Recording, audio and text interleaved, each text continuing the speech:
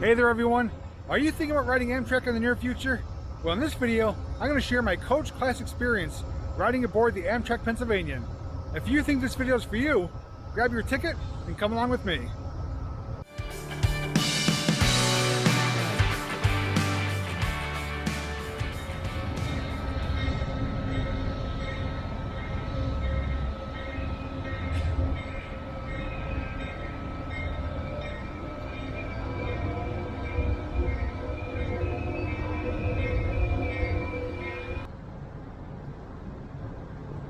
As of the making of this video, the FRA is still mandating that masks be worn both inside the train stations and on board the trains. In order to keep things easy for you to understand, I'm be doing a lot of voiceover work, but I will pop in from time to time.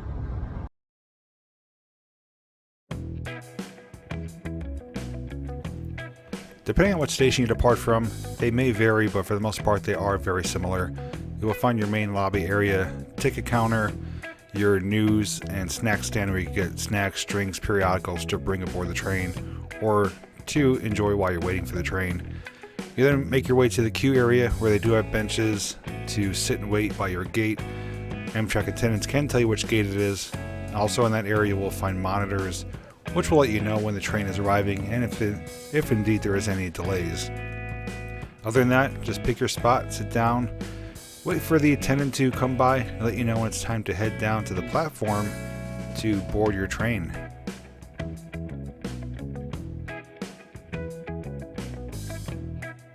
Here's a quick tip for you. If you do book your train through app or website, make sure to bring a printed copy as well. If you lose your phone, you'll still have a copy of your ticket. And just like that, before you know it, it is time to go down to the loading platform and to board your train. And this is probably one of my most exciting parts. I can't help but to get a sense of excitement that just rushes over me, knowing that in just a few short moments the train's going to be arriving. We're going to be boarding the train, walking down the aisle, picking our favorite seat, and sitting back, relaxing, and enjoying our ride to our destination. It's really a truly magical moment that I really come to look forward to each and every time I do travel by Amtrak. Now the train does consist of the locomotive. Behind that you will find a baggage car. Then you will find one business car for business class. After that you will find the dining car, and the remainder of the cars are coach cars. Now the Amtrak conductors will tell you where to board at, as not every door does open, so make sure you do pay attention as to where they direct you to make sure you board in the proper area. Just like that, it's time to board the train and grab our seat.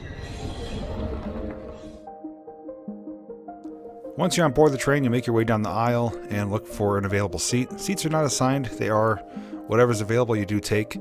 If a particular car that you're in, like this one, is pretty full, you can just make your way down to the additional cars, and usually you'll find a couple empty spaces here and there. Some cars are more packed than others depending on where people do load or do unboard, but it's usually not too hard to find a few available seats. Now I also want to mention that many others like myself do decide to travel by coach class because of its affordability. It is very cheap, very inexpensive to travel coach class, whether you're going across the state or across the country. There's other reasons tied to it as well, which I'll get to later in the video, but the reason for making this coach class experience video is to show you what you're going to expect and what you get for your money by riding coach class on Amtrak.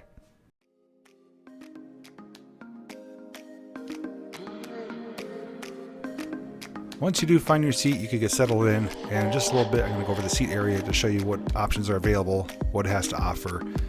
Once the train does start moving though, that's when the conductors do start making their way through the train cars, and when you're going to want to have your train ticket ready. As recommended, have your paper copy out, as they do electronically scan it to confirm that you're both on the right train and heading to the correct destination.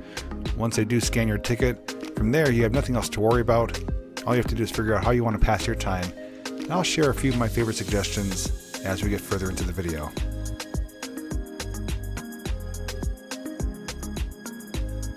If you are bringing luggage aboard, there is plenty of overhead room for backpacks or suitcases. If anything is too large to fit, you will have to check it with the conductor, but you will find your seats. There are in pairs of 2, and as recommended, take a window seat. You will have close access to the plugs right there. In front of you, you will find a drop-down tray table that is adjustable to get closer or further away. It's a nice smooth surface for a laptop, tablet, or for eating or dining. Also, you'll find a footrest to get your feet off the ground if you wish to do so. All you do is push it up to retract it. But the most important thing is the leg room. There is an abundance of leg room, much more than an airplane or a bus. You will never have an issue with leg room riding aboard Amtrak. It is fantastic. On your armrest, you will find 2 buttons there.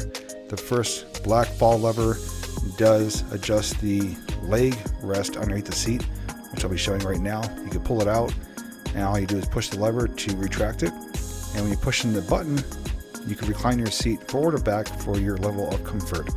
You also find a little pamphlet for safety instructions in case something was to happen during your Amtrak trip. If you look up, you will find 2 overhead lights. Simple press of a button will provide you some illumination. On board the trains is also free Wi-Fi. It's not the most fastest blazing speeds you'll find, but it is suitable for checking emails and just browsing the general internet.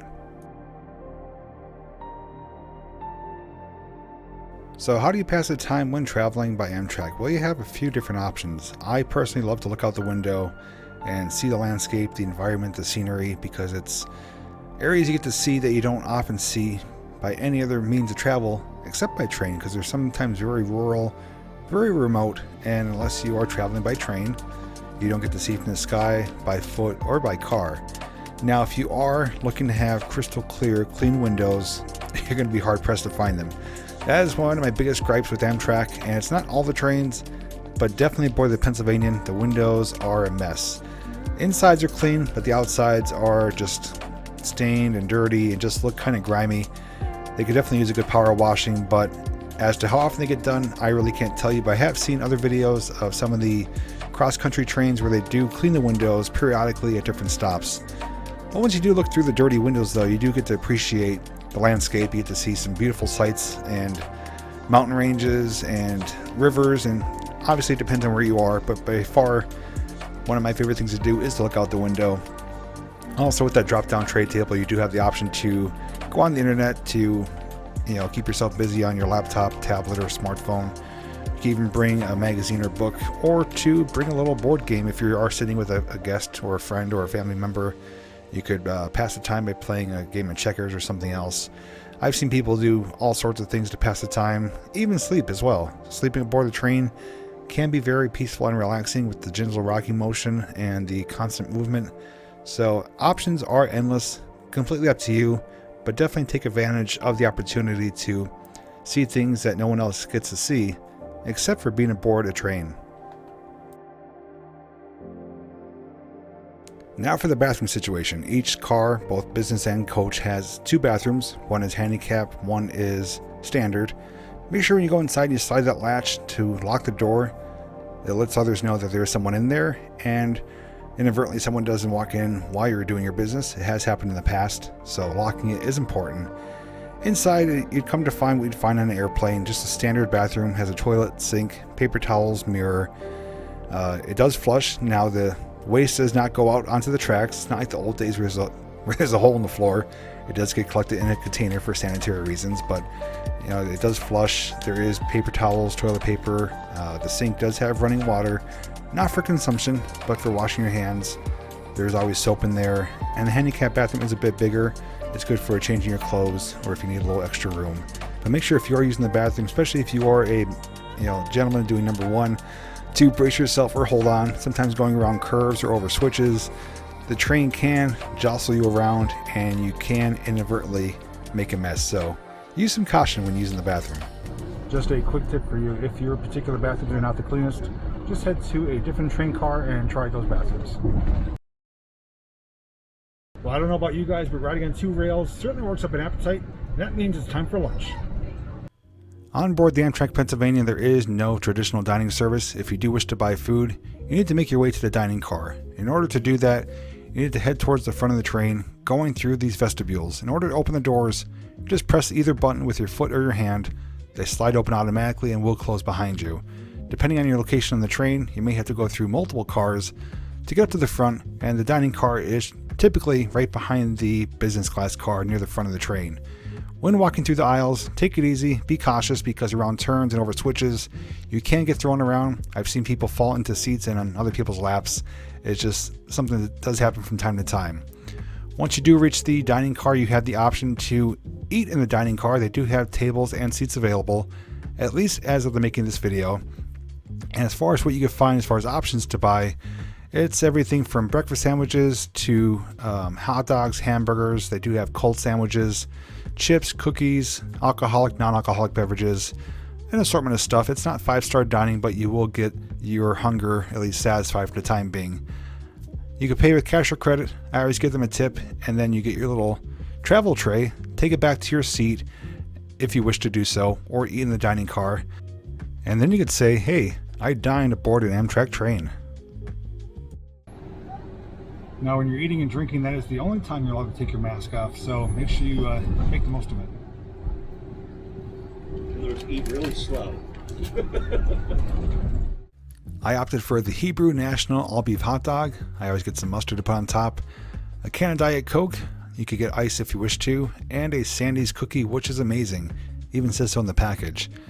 And like I said, I eat at the seat. Whether you sit at your seat or in the dining car, you will have great views out the window, and it's just a great way to enjoy your lunch or dinner, have some scenic views, and just to kind of take a break from wearing the mask, at least in these times, but at the same time, have a relaxing, enjoyable meal.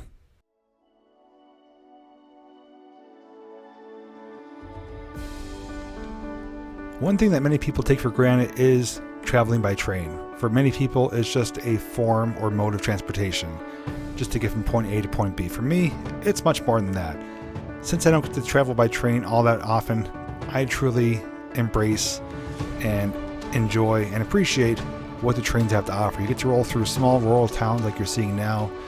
You get to see old buildings, storefronts, even some desolate, farm homes, or some properties that you wouldn't see any other way by rail.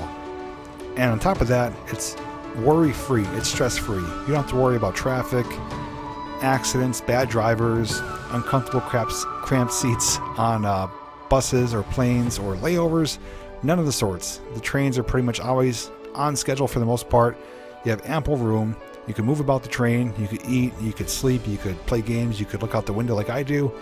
Whatever you want to do, you have the ultimate experience of traveling the most relaxing and enjoyable way. And before you know it, you're stopping at one of your first stops here.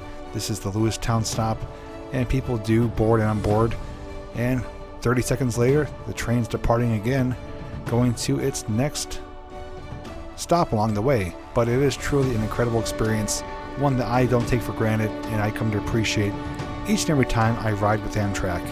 As I mentioned before though, the journey is just as important, if not even more important, than your destination. So take in that journey, live it, be in the moment, and appreciate all it has to offer, all the things you can see, and all the worry and stress that you don't have to deal with traveling by train.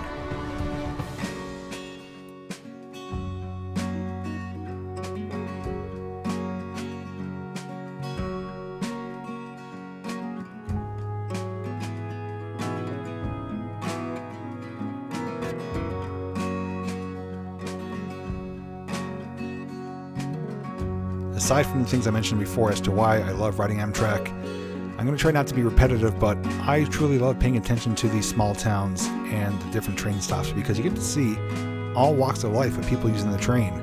People boarding, unboarding are of all ages, all different nationalities, and they're using Amtrak because, as I mentioned, it's affordable, reliable, and safe and stress-free. So you really can't blame them for that. But whether they're riding for business or for leisure, you truly get to see a wide variety of people, and that's what I love the most, is the people that use the train. And hopefully they take my advice and embrace the journey, not just look at it as a mode of transportation, but paying attention to these small towns really helps you kind of see a little bit of their background, what life is like, what things are in the area, and often they're places that you don't get to see unless you were by chance traveling through by car.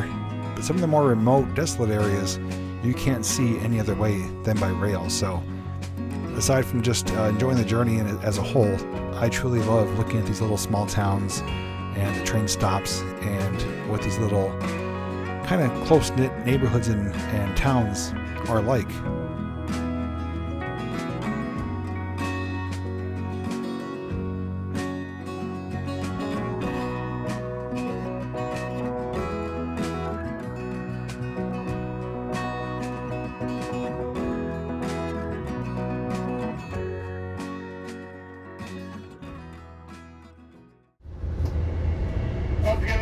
now arriving Johnstown. Now all doors are going to open, so please only exit rejected by any Amtrak employee.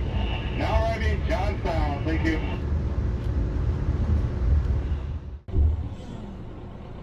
Now, while riding Amtrak, they don't always announce what stop is coming up next. Most conductors do, but in case they don't, you can always check your progress on the app, the website, or simply ask the conductor what stop is coming up next. But make sure you do pay attention though, because if you're not riding all the way to the final destination, you could possibly miss your stop.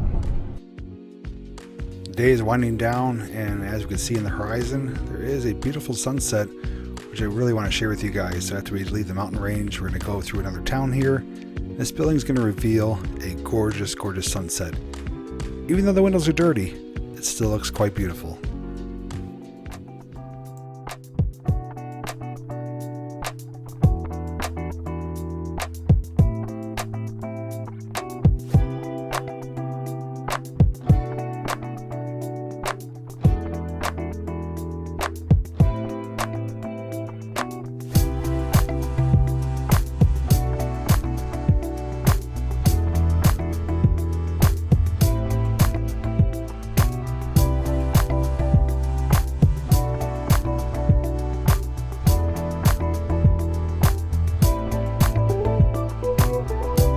Before you know it, your trip is almost over. Conductors make their rounds letting you know that your stop is coming up and that you should grab your belongings and get ready to unboard the train. All you do is head up the aisle towards the door they direct you to, and then once the train does come to a stop, one by one, everyone does unboard. Make your way up the platform towards the station. It allows you to see the train that you're just riding on, including getting an extra special close-up look at the locomotive that was pulling the train, which obviously is my favorite part. And just like that, our journey is over. Thanks so much for riding and for watching my coach class experience aboard the Amtrak Pennsylvanian. Until next time, guys, I'll see you in the next video.